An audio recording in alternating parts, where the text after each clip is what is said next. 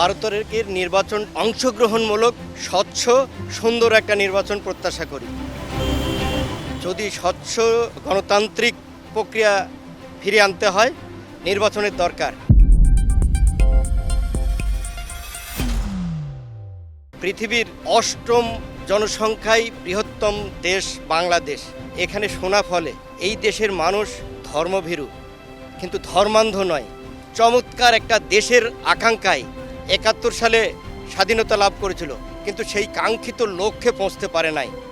বারবার নির্বাচন হয়েছে, হোঁচট খেয়েছে।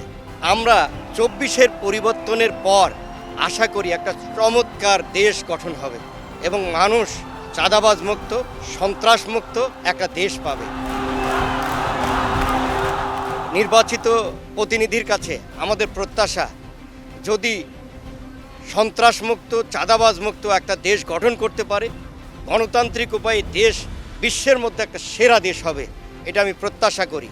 যেখানে কৃষকরা জমিতে বীজ ফেললেই ফসল উৎপন্ন হয়। অন্যান্য দেশের তুলনায় বাংলাদেশ একটা সম্ভাবনাময় দেশ, যেখানে জনশক্তি আছে।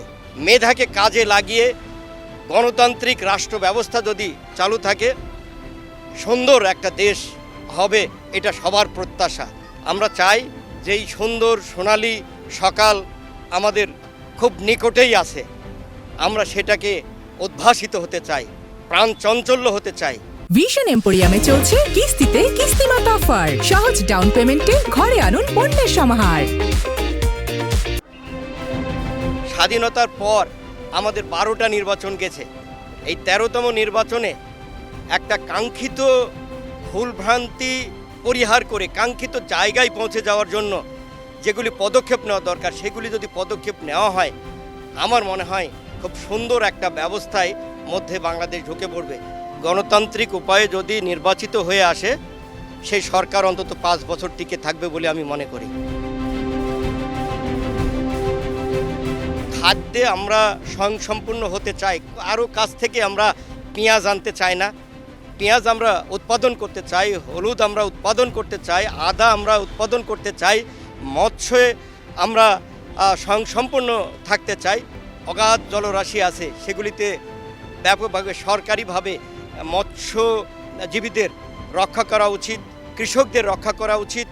এই আমাদের বস্ত্র শিল্প বিশ্বের মধ্যে একটা বড় খাত, এটাকে রক্ষা করা উচিত এবং ম্যান পাওয়ারকে কাজে লাগানো উচিত। যদি আমরা বেকার সমস্যার সমাধান করতে পারি, তাহলে মানুষ এটার বিপক্ষে খুব একটা যাবে না। কৃষক চাই তার পেটে ভাত থাক, তার জমিতে ফসল থাক, তার মেয়েটা যে স্কুলে গেছে সে নিরাপদে ফিরে আসুক। এই অবস্থাটা আমরা দেখতে চাই। একটা গণতান্ত্রিক আধুনিক রাষ্ট্র বাংলাদেশ হবে, এই প্রত্যাশা আমাদের।